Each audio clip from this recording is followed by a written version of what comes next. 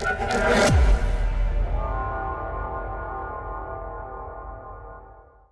हम देखने वाले हैं जीएस पेपर 3 2013 का क्वेश्चन।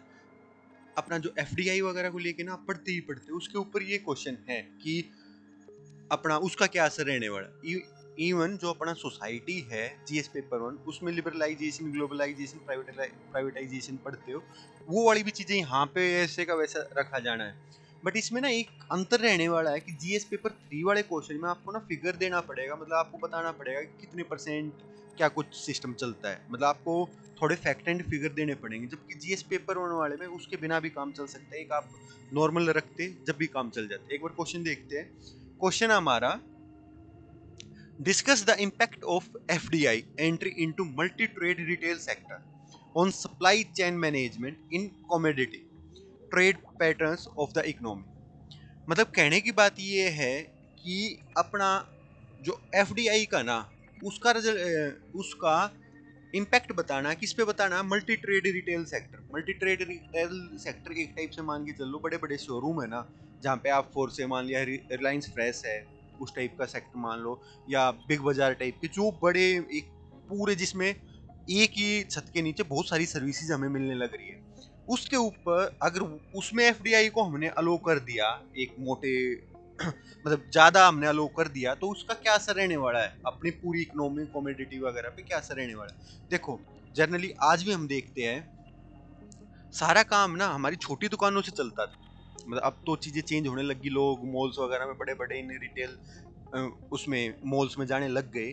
बट पहले क्या होता था, दुकान पे जाते थे अपनी, जिसकी भी किराना लेना, हमें कुछ भी कॉस्मेटिक लेना, सब कुछ हम दुकानों पे जाके ही होता था सारी चीजें। उसमें मार्जिन भी कम होता था। एक्चुअली जो रिटेल जो दुकानदार है उनका मार्जिन 2, 4, 5, 7% तक ही है, ज्यादा मार्जिन नहीं था खेल।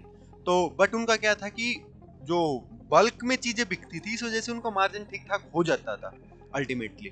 बट हुआ क्या, एक तो अभी आज की प्रेजेंट सिचुएशन में हो क्या रखा है कि एक तो ऑनलाइन ने धप्पा कर दिया, लोग ऑनलाइन खरीदने लग गए चीज।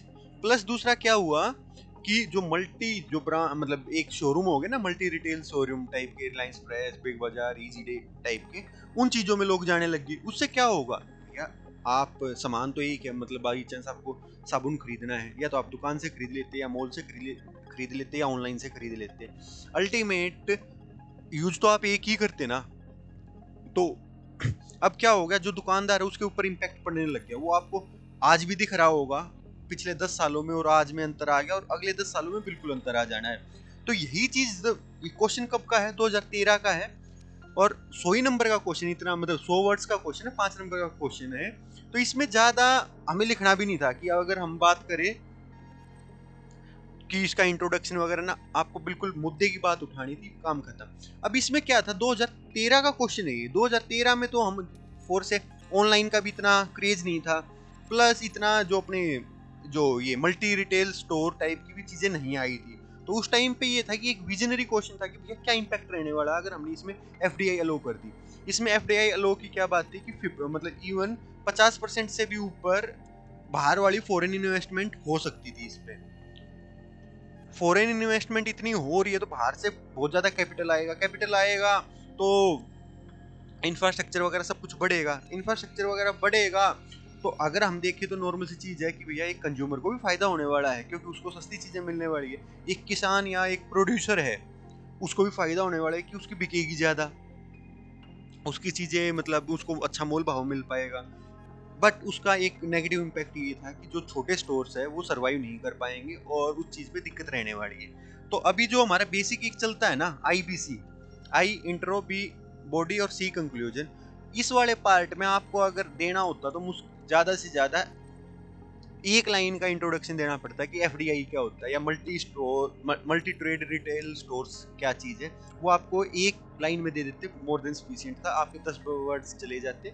ऐसे ही 2 लाइंस में आप क्या करते, 2 लाइंस में क्या बोलते कि हमें रेगुलेशंस वगैरह की बात करनी पड़ेगी, रेगुलेशंस वगैरह की बात करनी पड़ती कि जो छोटे हैं दुकानदार उनको भी ज्यादा दिक्कत ना हो।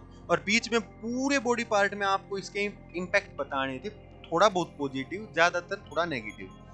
उसमें क्या था कि हमें जीडीपी ग्रोथ वगैरह की चीज़ें होगी, बट हमें साइड बाय साइड हम छोटे रिटेल स्टोर्स का काम वो हो जाना, तो उनमें स्किल वगैरह कुछ इन्वेस्ट करके, स्किल इन्हांस करके उसको हम डाइवर्ट कर सकते हैं अपना मल्टी ट्रेड उसमें। और रेगुलेशंस वगैरह अच्छी लेके आएंगे, जिससे जो प्रोड्यूसर है, सप्लायर है, प्लस कंज्यूमर है, उन तीनों में एक अच्छा कोऑर्डिनेशन हो और हर किसी को फायदा हो। ये वाली पूरी चीज इस क्वेश्चन में लिखनी थी, बट लिखनी थी 100 वर्ड्स के अकॉर्डिंग, तो ज्यादा बड़ी मतलब महाभारत नहीं लिखनी थी इसमें, बिल्कुल pin point, no time to waste, no words to waste, वो बड़ा फिलोसफी इस पे अपनानी थी। तो enjoy the joy of life, thank you.